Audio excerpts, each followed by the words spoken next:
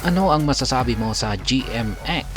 Yan, ang masasabi ko rito para kay ka-crypto ay technical analysis po natin yan sa araw na ito. At ayan, bago po tayo magpatuloy, ay nais ko lamang po munang bigyang linaw ang aking disclaimer kung saan ang nilalaman po ng video na ito ay hindi po ito isang financial advice. For education and information purposes lamang po ang layunin nito. Maliban po dito ay nais ko na rin pong magbigay babala na wala pong kahit anumang group chat ang Pinoy Crypto Trader. Yan, check po muna natin yung kanyang performance dito kay CoinMarketCap. Maganda po ang performance ngayon nitong si GMX pagkat umangat po siya nitong nakalipas na 24 oras ng 10.99%. Malaki na po yan na gain. Yung kanyang 7-day performance ay ayan, umangat po ng 5.87%. Ibig pong sabihin ay nag-uumpisa pa lamang pong umangat itong si GMX. Yan, ang kanyang monthly performance ay 31.41%. Yung kanyang market cap ay lumago ng 11% at ang kanyang trading volume ay malaki po yung kanyang naging paglago rito sapagkat umabot po siya ng 106.89%. Ngayon, i-check po natin yung kanilang official Twitter or X account. Ayan, kung ano po yung kanilang pinaka-latest or bagong tweet rito na maaaring makaapekto sa kasalukuyang presyo nito or sa mga paparating na araw. May nakapin po sila rito pero noong April 15 pa ito kaya lumang-luma na. Ayan, last 18 hours ago po ito, GMX. We're thrilled to announce that Sol Protocol has been nominated as GMX IO delegate.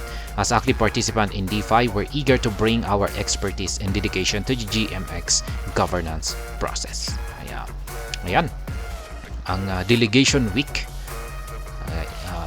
Yung sunod naman, ayan, May 27 na yan. Kaya ngayon ay balikan na po natin ang pag-technical analysis dito kay GMX para po kay ka-crypto rito. Tine-technical analysis naman po natin itong si GMX nitong mga nakalipas na ayan.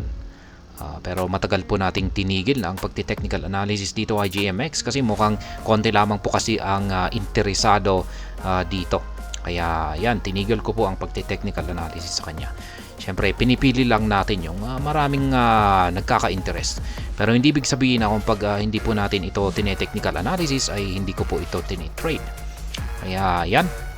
Ngayon ay nandito po tayo sa daily chart time frame ni GMX kung saan ay meron po kasi siyang nabuo dito na isang descending triangle pattern na binubuo ng dalawang kulay puti na linya at talagang bumagsak po talaga itong si GMX. Kung pag-check po natin yung kanyang weekly chart time frame, ayan, ito po yung kanyang weekly chart time frame at mapapansin po natin na talagang siya po ay gumawa ng kanyang panibagong pinakamababang presyo or low bottom price dito.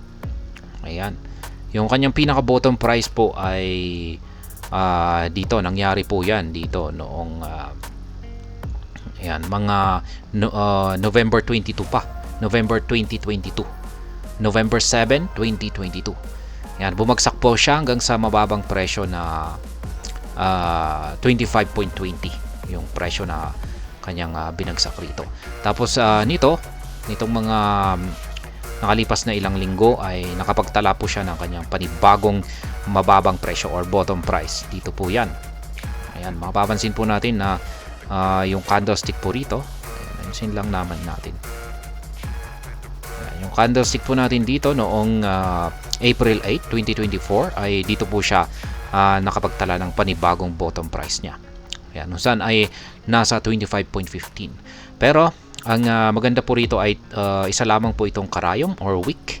Tumalbog po siya sa ating major resistance support line dito at ayan, mukhang ito na po ay nakaka-recover.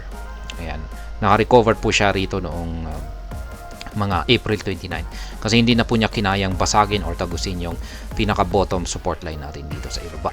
Kaya yan na nga, sana nga ito na nga ay isang recovery para sa kanyang tuloy-tuloy na pag-angat sa kanyang presyo. Ngayon ay balikan po natin ang daily chart time frame natin dito kung saan ay ayan pong muli yung ating triangle pattern dito. Isa po itong descending triangle pattern kung saan ay nagkaroon po siya ng breakout sa upper portion nitong nakalipas na May 3. At dahil po sa breakout na ito ay ang nakikita ko po na pinakamataas na price target natin dito ay ang 60.03 na presyo. Kaya yan, akitin po niya. Yan po yung aking long term price target dito para kay GMX.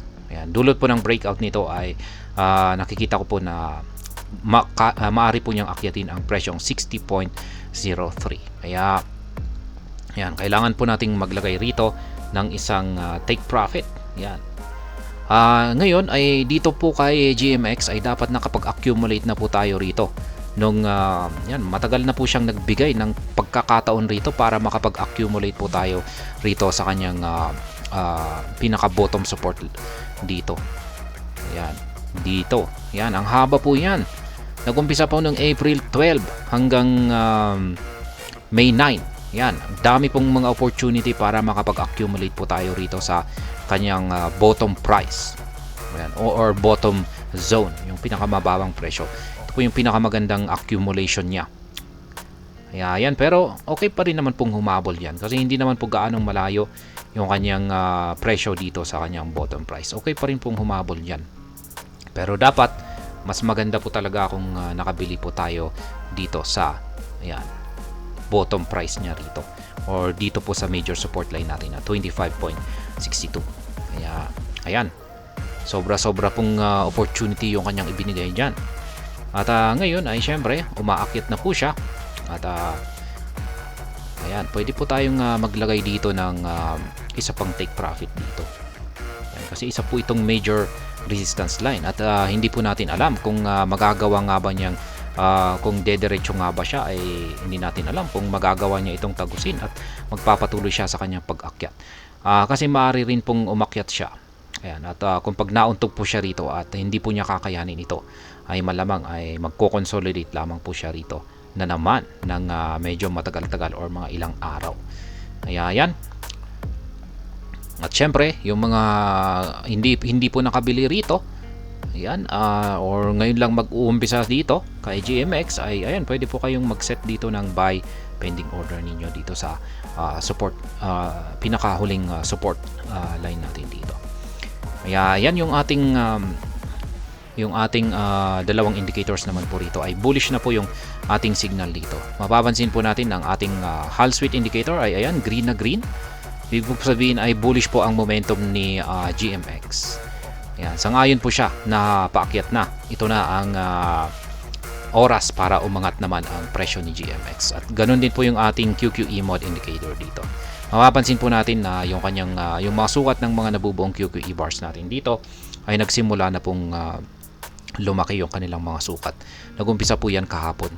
Kaya kung tuloy-tuloy po yan na lumalaki yung mga sukat nito, ayan, tuloy-tuloy po siya sa kanyang yung paglaki ng sukat ng mga nabubuong QQE bars natin dito, ay ayan, masasabi ko pong tuloy-tuloy lamang ang pag-angat ni GMX dito at mukhang babanggain niya ang unang price target natin dito sa 43.18. Ayan, para po kay ka-crypto, ayan, na nagtatanong tungkol dito kay GMX, ay okay naman po itong si GMX. Ayan, maganda na rin po ito. Ayan, hindi ko lamang ganong tine-technical analysis ito kasi wala pong gaanong interesado dito. Ayan, pero pag may nagre-request ay ayan, technical analysis po natin. Kaya ayan, at hanggang dito na lamang po tayo sa video na ito. Sana po ay inyong nagustuhan ang aking paliwanag dito. Kung inyo po itong nagustuhan ay pakiclick lamang po ang like button nito. Para naman po sa mga bago lamang dito, kayo po ay aking inaanyayahan para mag-subscribe. Pakiclick na rin po ang bell icon nito dahil ito po ang siya magsisilbing notification nito sa mga bago kong videos na akin pong ina-upload sa aking YouTube channel na ito. Marami pong salamat sa panonood. Ingat po tayo lagi at God bless po sa ating lahat.